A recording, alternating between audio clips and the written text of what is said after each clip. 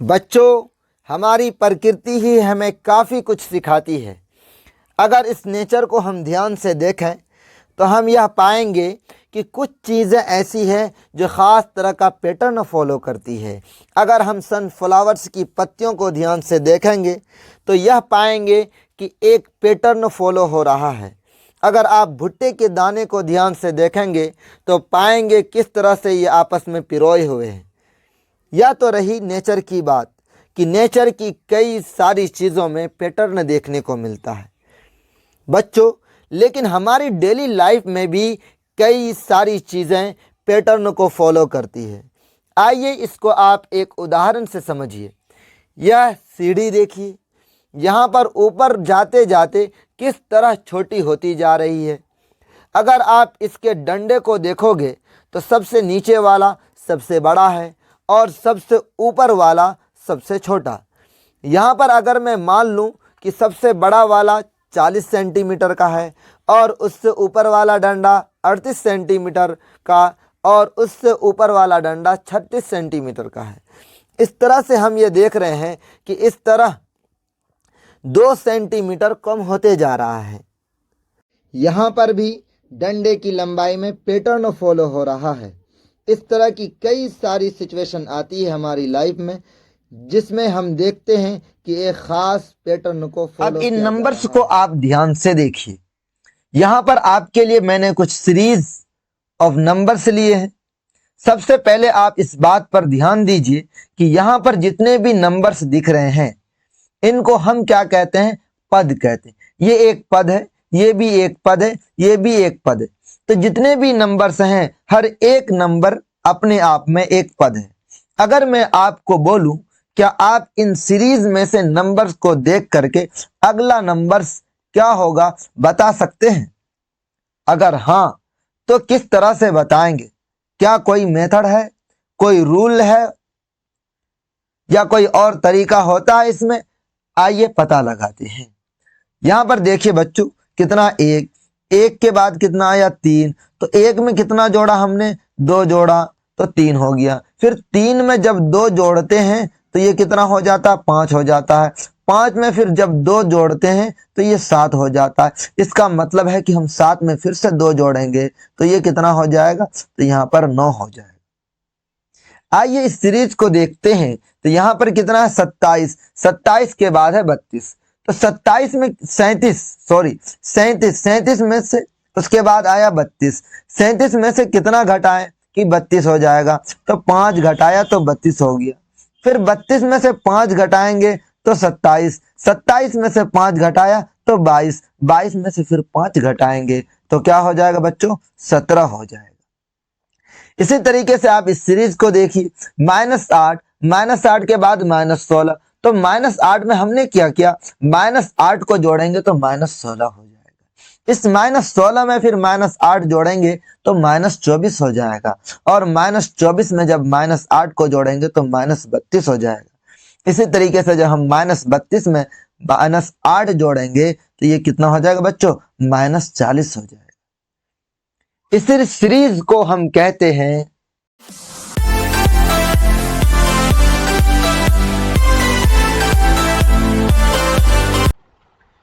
बच्चों, स्वागत है आपका अपने YouTube चैनल मैथ्स वाला पर। बच्चों, आज मैं फिर से हाजिर हूं चैप्टर नंबर 5 अर्थमेटिक प्रोग्रेशन को लेकर के, जिसको आप शॉर्टकट में एपी भी बोल देते हो। इस एपी से रिलेटेड सारी बातें अभी हमने पिछले वीडियो में समझ ली है कि एपी कहते किसको है। लेकिन एक उदाहरण और मैं दे देता हूं आप सबको कि जैसे एक बच्ची है, वो क्या करती है बच्चों? स्कूल जाती है और स्कूल जाने के दौरान उसको टैक्सी की जरूरत पड़ती है। टैक्सी में जब बैठी तो टैक्सी वाले से किराए की बात की। टैक्सी वाले ने बताया कि पहले किलोमीटर का तो लगेगा 15 रुपया। उसके बाद जितना किलोमीटर आगे बढ़ेंगे हर किलोमीटर का 15 रुपया अतिरिक्त लगेगा। यानी कि 1 किलोमीटर के लिए 15 रुपया, तो 2 किलोमीटर के लिए 1 किलोमीटर का 15 रुपया, तो 2 किलोमीटर का कितना? पहले का 15, फिर 8 रुपया और, तो 15 8 23 रुपया। तीसरे किलोमीटर के लिए कितना रुपया? तो 23 और 8 कितना हो गया बच्चों? 31 रुपया। फिर अगले यानी 4 किलोमीटर अगर उस बच्चे को जाना है तो इस तरीके से लग जाएगा 39 रुपया। अगर आप इस पैटर्न को ध्यान से देखें, 15 में क्या जोड़ा बच्चों, हमने 8 जोड़ा, फिर 23 में 8 जोड़ा, फिर 31 में 8 जोड़ा। तो इस तरीके से क्या हो रहा है, यह एक पैटर्न को फॉलो कर रहा है। तो ये क्या है, एक एपी है। अब इस एपी में बच्चों, एपी, अब इस बात को भी ध्यान रखें कि एपी जब कोई भी नंबर होगा 23, 31, 39, तो इनमें डिफरेंस क्या रहेगा, सभी का बराबर रहेगा। जैसे 23 और 15 के बीच 8 का डिफरेंस है, 31 और 23 के बीच 8 का डिफरेंस है, 39 और 31 के बीच में 8 का डिफरेंस है। जब कोई भी नंबर, कोई भी सीरीज एपी में रहेगा तो उनके बीच का डिफरेंस, किसी भी दो नंबर के बीच का डिफरेंस बच्चों इक्वल रहेगा, समान रहेगा। इसीलिए इसको बच्चों क्या कहते हैं, सार्व अंतर कहते हैं, कॉमन डिफरेंस कहते हैं, या फिर सार्व अंतर कहते हैं। कॉमन डिफरेंस होने की वजह से इसको क्या करते हैं बच्चों, डी से डिनोट करते हैं। जैसे 23 में से 15 क्या बच्चा 8, तो इस सीरीज का कॉमन डिफरेंस कितना हो गया बच्चों, 8। चलिए क्वेश्चन नंबर 2 को सॉल्व करते हैं। क्वेश्चन नंबर 2 में क्या कहा बच्चों, कह रहा कि दी हुई एपी के प्रथम 4 पद लिखिए, जबकि प्रथम पद ए और सार्वांतर डी दिया हुआ है। प्रथम पद ये क्या है बच्चों, ये प्रथम पद हो गया, ये दूसरा पद है, ये तीसरा पद है, ये चौथा पद है। कह रहा कि 4 पद सभी से आप प्राप्त कीजिए। ए और डी दे दिया। जब बच्चों ए और डी मालूम हो जाए तो हम क्या कोई भी एपी प्राप्त कर सकते हैं। जैसे आपको यहाँ पर ए बराबर 10 और डी बराबर भी 10 दिया हुआ है, तो इसकी मदद से हम क्या करें बच्चों, चलिए हम क्या करते हैं, एक एपी निकाल करके दिखाते हैं कैसे निकलेगा। याद रखना बच्चों, एपी निकालने के लिए आपको फॉर्मूला याद करना है कि A1 यानी पहला पद निकालना है, तो ये क्या हो जाएगा, पहला पद के लिए ए ही लिखिए। अगर दूसरा पद निकालना A2 मतलब दूसरा पद, तो ये हो जाएगा A प्लस डी। तीसरा पद बच्चों क्या हो जाएगा, तीसरा पद हो जाएगा A प्लस 2D। जितना पद निकालने के लिए कहेगा उससे कम एक डी, यानी कि अगर चौथा पद निकालने के लिए कहे तो A प्लस 3D। इसका फॉर्मूला बच्चों क्या है कि A प्लस AN, यानी कि अगर nवां पद निकालने के लिए कहे तो फॉर्मूला AN बराबर A plus N-1 into D. ये फॉर्मूला है, इस फॉर्मूला को आप याद रख लें, इस फॉर्मूला के तहत आप निकाल सकते हैं। इसी फॉर्मूले से ये आया बच्चों। अब पहला पद बताओ कितना है, पहला पद है 10। अब दूसरा पद अगर निकालना है बच्चों, तो दूसरा पद के लिए क्या, a बराबर 10 दिया हुआ है और d बराबर भी 10 दिया हुआ है, तो 10 कितना हो गया, 20। तीसरा पद अगर निकालने के लिए कहे तो तीसरा पद, पहला a बराबर कितना बच्चों, 10 प्लस 2 गुना d बराबर कितना है, d बराबर भी 10 है। तो इस तरीके से ये हो गया 10 प्लस 10 दूनी 20, तो कितना हो गया, ये 30। चौथा पद कितना हो जाएगा बच्चों, तो a बराबर 10 है तो 10 लिखेंगे, प्लस 3 गुना d बराबर कितना दिया है बच्चों, 10 दिया हुआ है, तो यहाँ पर 10 लिखेंगे। इस तरीके से हो गया 10 प्लस 10 तिया 30 और 10 प्लस 30 कितना हो गया, 40। सवाल में प्रथम 4 पद ज्ञात करने के लिए कहें तो प्रथम 4 पद किसका प्राप्त हो चुका। अब दूसरे वाले का निकालते हैं बच्चों कि दूसरे वाले का क्या होगा। a बराबर -2 और d बराबर 0 दिया हुआ है। चलिए निकालते हैं। पहला पद अगर इस तरीके से निकालें बच्चों, an बराबर a plus n-1 into D. an पहला पद निकालना तो an बराबर कितना हो गया बच्चों, 1, और a बराबर कितना दिया हुआ है, a बराबर दिया हुआ -2, d बराबर 0। तो आप यहाँ पर a की जगह पर लिखेंगे -2 प्लस n-1। तो n कौन सा पद निकालना है, पहला पद, तो n-1 और d बराबर क्या हो जाएगा बच्चों, d बराबर 0 है।